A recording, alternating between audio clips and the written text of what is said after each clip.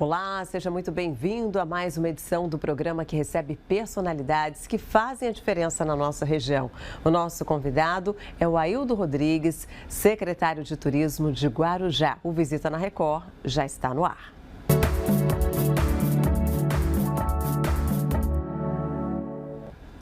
E o nosso convidado de hoje é Aildo Rodrigues, secretário de Turismo de Guarujá. Muito obrigada pela presença. Eu que agradeço. Fico muito feliz em poder estar aqui e agradeço por essa oportunidade de poder falar um pouco da nossa bela cidade de Guarujá.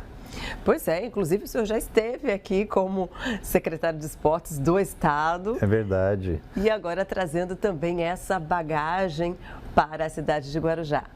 Para mim é importantíssimo esse retorno aqui, fico feliz, obrigado pelo convite. E agora numa nova missão, um desafio grande, que é cuidar do turismo da cidade de Guarujá. Uma bela cidade, por sinal. Pois é, e temos boas notícias. A cidade recebeu um selo de cidade verde. O que esse selo representa para a cidade? Estamos muito felizes por isso, né? O prefeito Farid está muito feliz. Isso é muito importante para a nossa cidade, principalmente nesse momento em que a gente retoma a cidade com uma série de dificuldades, de desafios a serem enfrentados. Pegamos uma cidade bastante judiada, com imagens negativas e viemos com o objetivo de resgatar a cidade de Guarujá.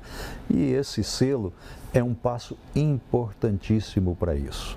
Então estamos realmente muito felizes com isso e vamos aproveitar essa oportunidade para implementar com as nossas ações para que cada vez mais a cidade possa ser visitada pelos nossos turistas, não só do Brasil, mas até internacional. É verdade. Inclusive, vocês estão incentivando o turismo náutico. Sim, porque Guarujá não é só sol e praia. Guarujá vive, se tiver um final de semana que fez sol, o turista vem naturalmente. Então não há necessidade de muito esforço para isso. Nós precisamos incentivar outros atrativos turísticos da cidade. E um deles que nós estamos trabalhando é o turismo náutico.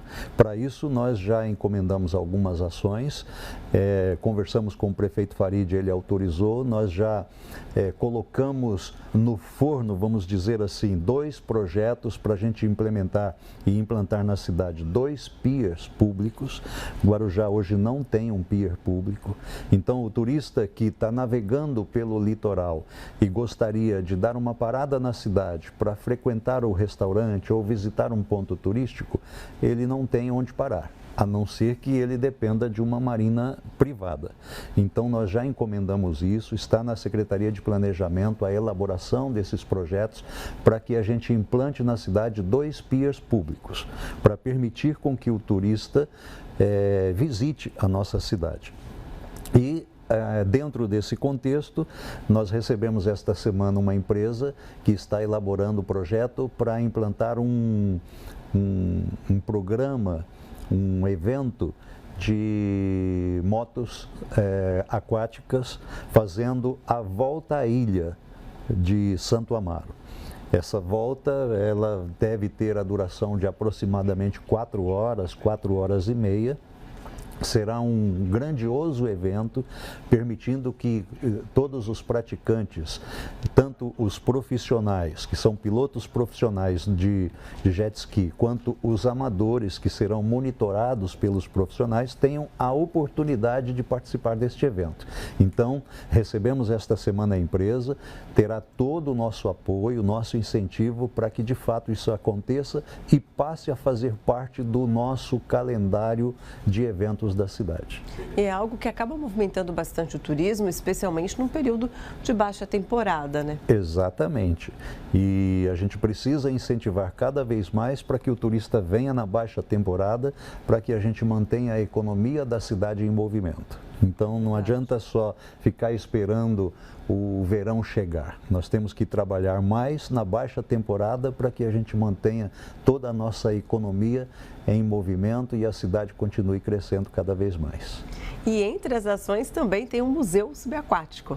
Museu Subaquático é uma iniciativa do governo do estado. Nosso governador, ele é um mergulhador, gosta disso e tem incentivado o secretário estadual de turismo Turismo Lucena para implantar o Museu Subaquático, e Guarujá é uma das cidades escolhidas para que isso aconteça. Nós já fizemos a primeira reunião com a Secretaria de Estado para tratar disso, já temos um local previamente escolhido, que vai ser ali entre a Ilha dos Arvoredos e o continente, numa área onde os mergulhadores possam mergulhar e contemplar o Museu Subaquático de Guarujá. Estamos trabalhando e incentivando para que isso aconteça o quanto antes. Vai ser importantíssimo para o turismo náutico da nossa cidade.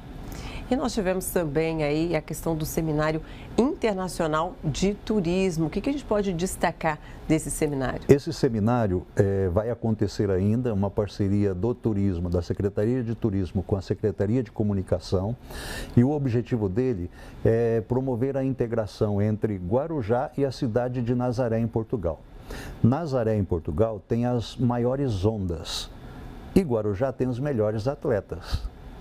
E nós queremos fazer uma integração entre essas duas cidades, como cidades parceiras, porque tem tudo a ver uma com a outra.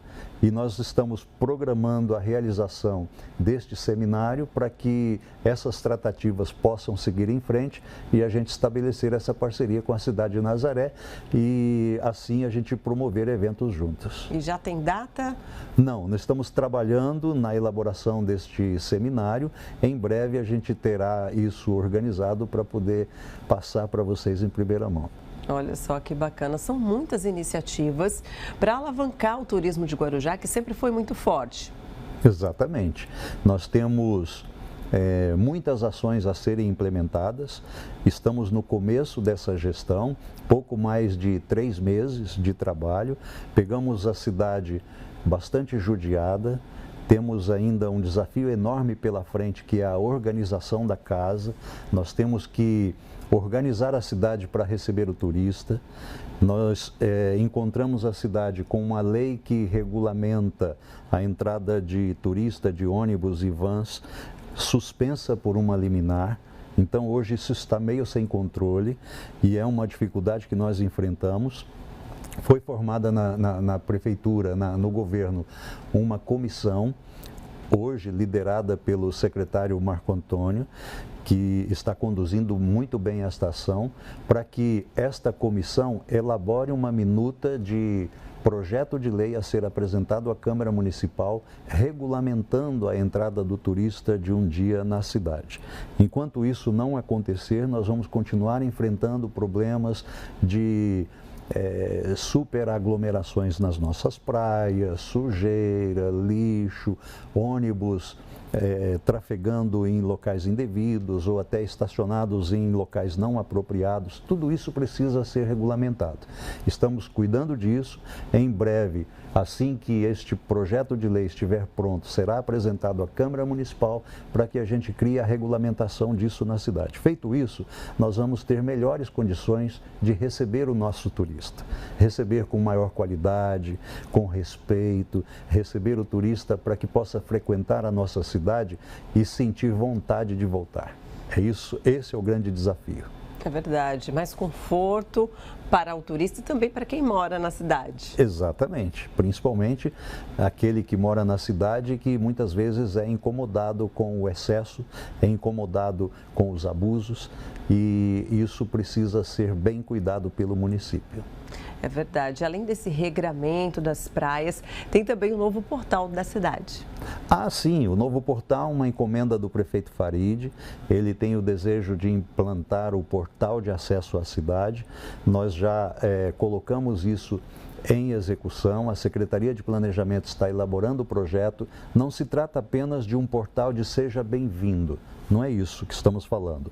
É, de fato, um portal que permita que seja um ponto de informação turística, um ponto onde possa abrigar a Guarda Civil, a Polícia Militar, o Corpo de Bombeiros, onde o turista possa ser orientado e ali pontos para a parada de ônibus, de vans, um controle de acesso à cidade. É isso que vai acontecer e esse projeto já está em andamento, está sendo elaborado e assim que estiver pronto, vamos buscar recurso no governo do estado para que a gente possa implementar o portal de acesso da cidade de Guarujá. E tem a questão também dos trabalhadores que em Guarujá se movimentam muito no período de alta temporada, né? E o que fazer para incentivar também o comércio, a questão dos serviços na cidade durante o ano todo? De fato, nós temos muitos trabalhadores e muitos deles trafegam até de Santos para Guarujá. A gente vê que no período de alta temporada as balsas ficam superlotadas nos horários de pico, não é? Então a gente precisa criar regras, criar mecanismos para que cada vez mais a gente possa dar qualidade e conforto para esses trabalhadores. Então, nós estamos dispostos a enfrentar todos esses desafios para tornar a cidade de Guarujá uma cidade mais atrativa para o nosso turista. E tem toda a questão, né, da mão de obra para poder atender essa demanda, porque a gente sabe que também na alta temporada a cidade acaba recebendo um volume muito grande de pessoas e precisa ter gente qualificada para atender a essa demanda. Isso também é um desafio. Nós já começamos a exercer um trabalho nesse sentido. Estamos agora, neste mês, fazendo um seminário de qualificação dos nossos estagiários e a ideia é intensificar e ampliar isso para que outros trabalhadores possam ter acesso, porque a gente precisa receber bem o nosso turista e para isso a gente precisa qualificar o nosso receptivo. Nem sempre, às vezes, o turista é bem recebido e isso precisa ser trabalhado no nosso município. Então, estamos promovendo cursos, seminários de qualificação para que a gente possa tratar bem e receber bem o nosso turista.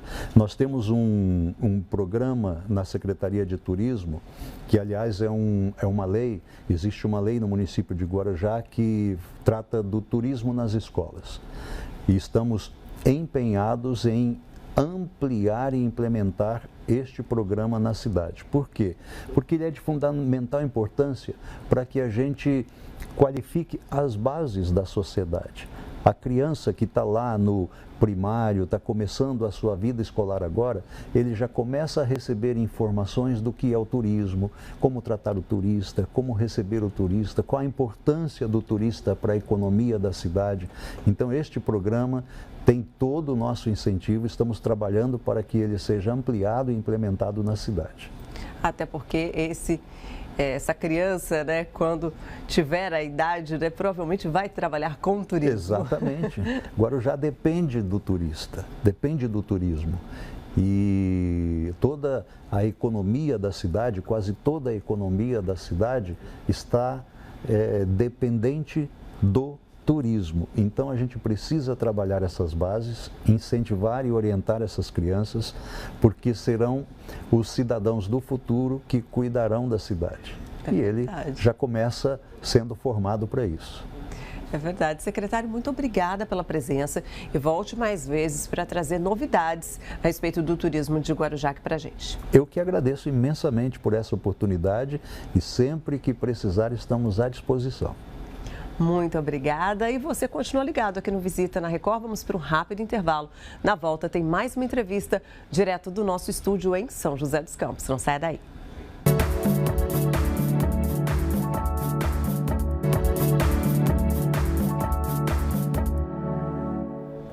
Já voltamos com Visita na Record. É hora de chamar o Leandro Vaz, que está com mais um convidado no nosso estúdio em São José dos Campos. Oi, Leandro, é com você. Olá, Valéria. A gente segue aqui no estúdio do Vale do Paraíba e hoje a gente vai falar sobre o mercado de consórcios no país. Para isso, estou recebendo o Fernando Giangiop, ele que é CEO da Porto Vale, empresa aqui do Vale do Paraíba. Fernando, muito obrigado, viu, pela sua presença aqui com a gente. Prazer em recebê-lo. Que é isso. Obrigado, Leandro. Muito prazer e muito feliz de estar aqui com vocês. A gente vai falar um pouco sobre a trajetória da Porto Vale, mas vendedor de consórcio, eu posso chamar assim, né? Começou há quase 30 anos vendendo consórcio. Como é que é a sua história, a sua trajetória, até chegar à abertura ali da Porto Vale? Ah, legal. Primeiro que é bacana que a gente fala CEO, né? Mas na verdade sou vendedor até hoje. Aonde eu estou vendendo CEO um consórcio. é moderno, né? Exatamente, mas não tem jeito. E eu acho que isso é um DNA realmente da Porto Vale. Como eu comecei como vendedor de consórcio lá em 1996, em Santo André, batendo de porta em porta, e aí foram inúmeras dificuldades, acertos e erros, até me tornar líder. E em 98 eu fui a Campinas, fui promovido e fui sair do ABC e fui morar em Campinas. No ano de 99 eu vim para São José dos Campos. 2003 abri a Porto Vale e estou aqui até hoje. São José dos Campos é uma cidade muito pulsante, né? Uma economia muito grande. Foi por isso que você decidiu se estabelecer aqui, tocar sua vida, tocar a vida da sua família, a economia? Na verdade, o Vale do Paraíba aconteceu na minha vida. Então, quando eu estava em Campinas, eu recebi a proposta de ser promovido e vir para São José dos Campos. E até então eu não conhecia São José dos Campos, conhecia só por passagem. A família da minha esposa tem uma chácara em Taubaté, então era passagem.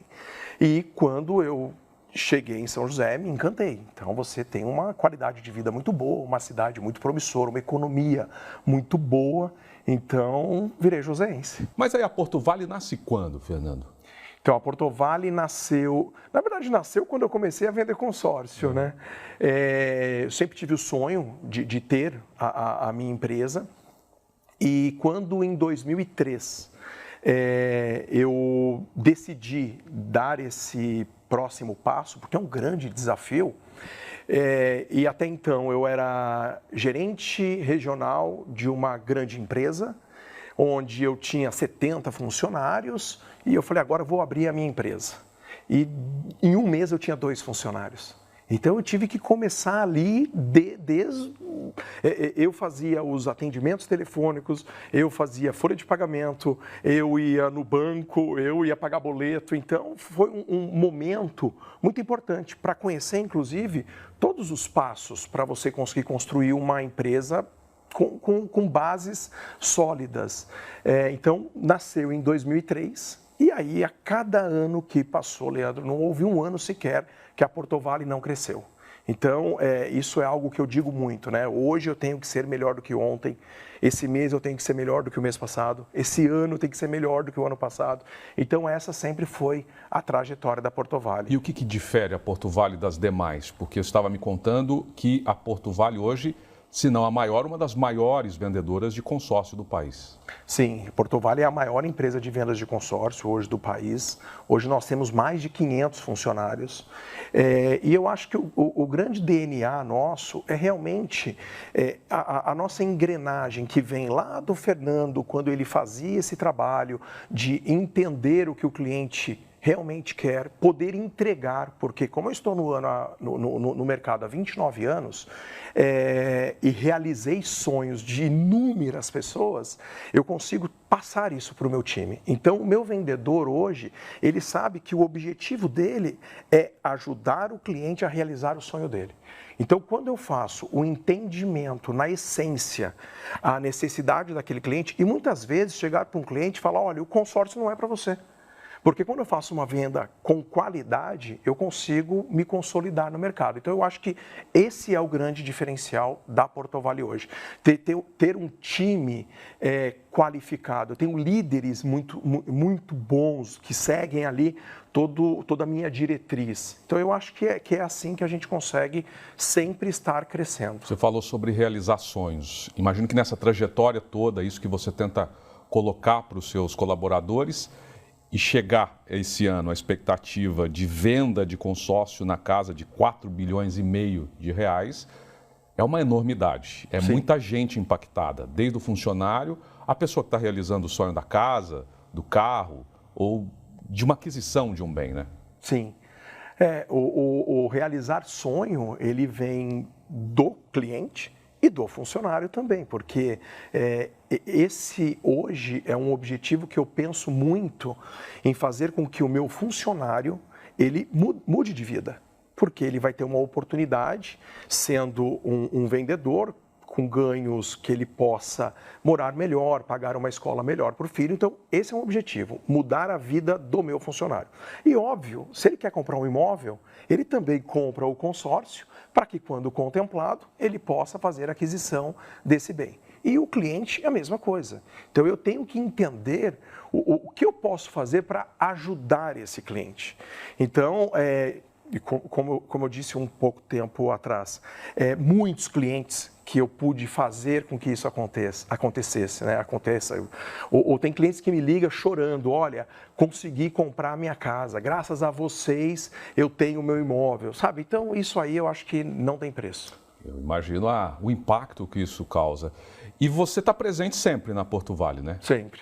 As definições de metas, de campanhas, tudo parte ali de você ainda. Sim, eu amo o que eu faço. Então, o meu hobby é trabalhar. Então, eu gosto muito do que eu faço. Então, estou sempre à frente das estratégias, ali junto com o meu time, para que a gente possa sempre estar entregando o melhor resultado. E com muita qualidade também, né? Porque a venda do consórcio, ela é uma venda de médio e longo prazo. Então, eu não posso vender um consórcio para um cliente entrar e parar de pagar, não faz sentido nenhum, porque o cliente acaba perdendo dinheiro. Então, tem que ser uma venda consultiva, com qualidade, então sempre ali eu estou junto com o time para que a gente possa entregar esse resultado. Toda a venda hoje da Porto Vale, dos consórcios, é feito de forma digital, antigamente, como você começou, batia na porta vendendo um consórcio. Exatamente. Hoje, como é que é essa abordagem que vocês fazem? Hoje a tecnologia nos ajuda muito, né? Então hoje eu tenho um time de marketing muito qualificado, onde nós fazemos inúmeras propagandas e através dessa propaganda a gente gera uma oportunidade para o nosso funcionário, que são os leads, né? E a nossa principal estratégia é entregar clientes qualificados para o nosso time. Então a venda ela começa ali. Então eu faço uma propaganda, o cliente diz que ele tem um grau de interesse e meu vendedor vai entrar em contato com esse cliente para poder tirar todas as dúvidas e apresentar o melhor produto. Então a venda ela é feita, eu digo que 99% do meu resultado de vendas ele é feito por telefone, videoconferência. Então o presencial hoje ele é muito pequeno.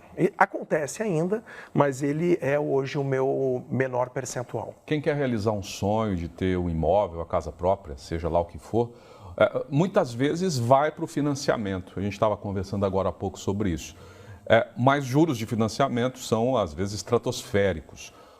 Como é que difere ou como é que você consegue colocar isso para o seu cliente que, por exemplo, o consórcio ele pode ser uma alternativa?